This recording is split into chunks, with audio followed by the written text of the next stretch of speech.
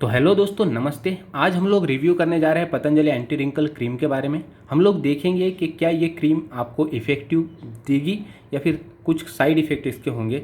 सब कुछ देखेंगे इन डिटेल में। तो दोस्तों, सबसे पहले देखते हैं इसका प्राइस कितना है। तो इस ट्यूब का जो प्राइस है वो आपको आएगा 150 रुपीज़ और ये आएगा खाली 50 ग्राम। तो 50 ग्राम के 150 रुपीज़ ये आपसे लेंगे। दोस्तों, इसमें जो मेन इंग्रेडिएंट्स यूज़ किए जाते हैं इसको बनाने के लिए वो है घृत कुमारी एक्सट्रैक्ट, जो कि हमारा एलोवेरा हो जाता है। फिर गेहूं का तेल, जैतून का तेल, बादाम तेल, चिरौंजी तेल, खीरा एक्सट्रैक्ट, पपीता एक्सट्रैक्ट, केला एक्सट्रैक्ट, मसूर की दाल, मंजिष्ठा जो कि इसका मेन इंग्रेडिएंट आ जाता है मंजिष्ठा, अनंतमूल, रक्ता चंदन और हल्दी एक्सट्रैक्ट, लोधा एक्सट्रैक्ट। तो दोस्तों, इस तरीके से जो चीज़ें हैं जो इसमें यूज़ की गई है, आई होप कि आप लोगों में से काफ़ी सारे लोगों ने इनमें से कई चीज़ें अपने चेहरे के ऊपर लगाई होंगी। हमें वैसे भी कहा जाता है, हमारे जो बड़े बुजुर्ग होते हैं वो बोलते हैं कि चंदन लगाओ, हल्दी लगाओ या फिर बेसन लगाओ। उसके साथ में कई सारी चीज़ें जो हमारे घर के अंदर ही मिल जाती है उनको लगाने के लिए बोलते हैं। घृत कुमारी, हमारा एलोवेरा, उसको चेहरे पे लगाते जाओ। तो दोस्तों, ये जो चीज़ें हैं इन सभी का मेल इस ट्यूब में एक अकेली क्रीम में किया गया है।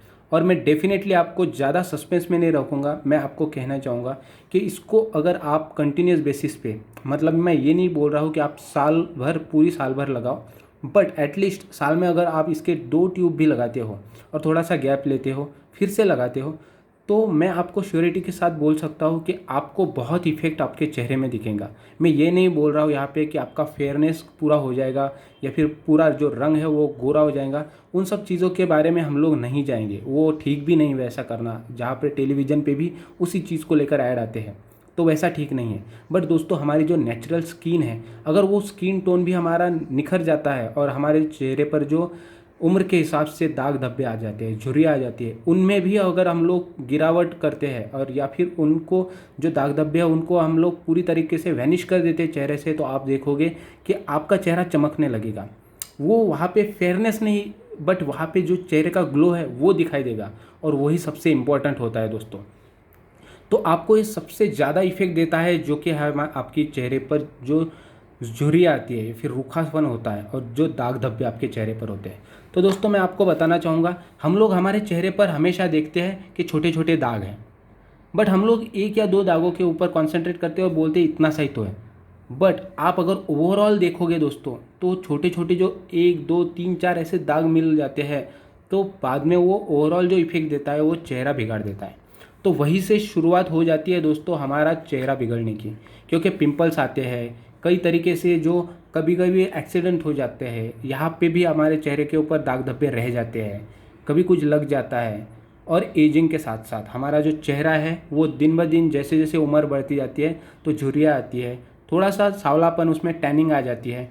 तो उन्हीं सब चीज़ों की वजह से अगर कुछ लोगों में जैसे स्ट्रेस होता है, उसके वजह से भी चेहरा जो है वो उम्र के हिसाब से काफ़ी बड़ा लगने लगता है। तो उन सब चीज़ों में दोस्तों ये जो ट्यूब है ये बहुत तरीके से आपको फ़ायदे देता है। मैं इसकी एडवर्टाइजमेंट नहीं कर रहा हूँ, बट मैंने खुद इसको फील किया है। तो आई थॉट कि जो हमारे लोग हैं वो केमिकल्स के तरफ चले जाते हैं और केमिकल्स के तरफ जाकर अपने चेहरे पर लगा लेते हैं वो जो केमिकल वाले ट्यूब्स होते हैं, और उनमें वो सोचते हैं कि हमारा फेयरनेस बढ़ जाएगा। मैं बोलता हूँ हम लोग फेयरनेस बढ़ाने की तरफ हमें नहीं जाना चाहिए, हमें हमारा नेचुरल स्किन टोन निखारने की तरफ जाना चाहिए। हमारा जो नेचुरल स्किन होता है ना दोस्तों, कोई भी बच्चा ले लीजिए आप, वो सांवला रहेगा बट उसकी जो स्किन का ग्लो है वो बहुत ही चमकदार रहेगा, आपको उस स्किन से प्यार आएगा। तो वही हमारा स्किन टोन हमें वापस लाना है, बस आप बहुत ही बेहतरीन लगने लगोगे।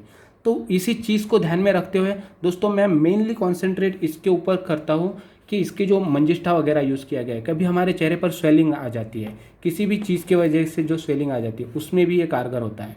हम लोग देखते हैं कि हमारे घर में, मुझे तो एटलीस्ट बोला जाता था, मेरे जो दादी है, मेरी जो माँ है, कि मसूर की दाल लो, बेसन लो, उसको मिक्सअप करो, उसमें थोड़ा सा ये भी डालो, अलग अलग चीज़ें होती थी, जैसे कि आंवला खाओ ज़्यादा। बट ये जो नेचुरल चीज़ें हम लोग करते ही है, but on a daily basis हम लोग नहीं कर पाते हैं। अगर हमने तय भी कर लिया तो डेली बेसिस ये नहीं होता है। बट ये जो क्रीम है ये सिंपली आप डेली बेसिस पे लगा सकते हो। अब हम लोग ज़्यादा डीप में ना जाते हुए देखेंगे कि अप्लाई कैसे करना है। तो मैं मेजरली कॉन्सेंट्रेट करता हूँ कि इसको रात के टाइम में लगाओ। रात को सोने से लगभग 1-2 घंटा पहले लगा लेता हूँ, ताकि क्या होता है कि वो हमारे बिस्तर पे नहीं लगती है वो क्रीम, ठीक से उसमें चेहरे के अंदर जम जाती है और उसके बाद में तो सो जाते हैं। क्योंकि दिन में मैं लगाना प्रेफर इसलिए नहीं करता हूँ कि कितना भी कुछ हो जाए, हम लोग कोई एसी में बैठने वाले बहुत ज़्यादातर लोग नहीं होते, वो अगर होते हैं फिर भी वहाँ पे धूल मिट्टी अट्रैक्ट हो जाती है, क्योंकि इसमें क्रीम है तो इसमें थोड़ा सा चिपचिपापन है, तो उससे आपके तरफ धूल मिट्टी अट्रैक्ट हो जाती है और जम बैठ जाते हैं, तो वो अच्छा नहीं लगता है। तो उससे बजाय आप लोग रात में सोने से 1-2 घंटा पहले लगा लीजिए अच्छे से, बस ज़्यादा नहीं लगाना है, 2 से 5 ग्राम के अंदर ही लगा लेना है। और आप देखोगे कि ऑन अ डेली बेसिस आप जब यूज़ करोगे तो 8 ही दिन में आप जब सुबह उठ के आपका चेहरा धोगे तो वहीं पे आपको सॉफ्टनेस जो दिखेगा ना, आप वहीं पे मुझे यहाँ पे कमेंट करके लिख सकते हो 8 दिन के बाद ही कि नहीं, यहाँ पे जो आपकी स्किन में पहले सॉफ्टनेस नहीं था, कोई भी आप जो सोप है वो लगा लीजिए, उसके बाद में भी जो सॉफ्टनेस नहीं आता ना, वो ये क्रीम लगाने के बाद में 8 ही दिन में आपको जो मॉइस्चराइज आपकी क्रीम लगने लगेंगी, जो सॉफ्टनेस आपको फील होगा, वो तो आप डेफिनेटली फील कर पाओगे। और जैसे जैसे 1 महीना 1.5 महीना आप लोग ऑन अ कंटिन्यूस बेसिस रात को लगाते जाओगे, जो दाग धब्बे हैं वो कम हो जाएंगे। और उसी के बाद में जो आपकी जो चेहरे पर छोटी छोटी झुर्रियाँ आती है एज के वजह से, आजकल 30 साल के ऊपर भी जब हो जाते हैं तो ऐसा लगता है कि ये बंदा 35 साल से ऊपर का है, 40 के आसपास है। इस तरीके की झुर्रियाँ हमारे चेहरे पर आ रही है, हमारे जो वर्किंग स्टाइल की वजह से, हमारे जो खान पान है उसके वजह से। तो उसमें भी ये क्रीम आपको डेफिनेटली सहायक साबित होंगी, बट आपको डेफिनेटली आपको exercise on a daily basis करनी है। आंवला का जूस हो गया या फिर घृतकुमारी का जूस हो गया, उसको भी लेना है। बस एक चीज़ के ऊपर डिपेंड मत रहिए और उसके साथ में इसको लगाए, देखिए आपको इफ़ेक्ट ज़रूर आएगा।